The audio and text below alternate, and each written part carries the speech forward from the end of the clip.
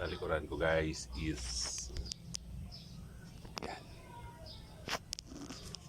Prepare na yung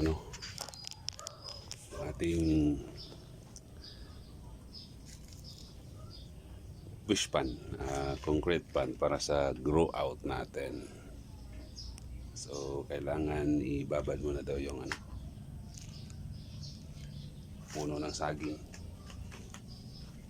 para maalis yung kanyang toxic. Yan. Ito tayo.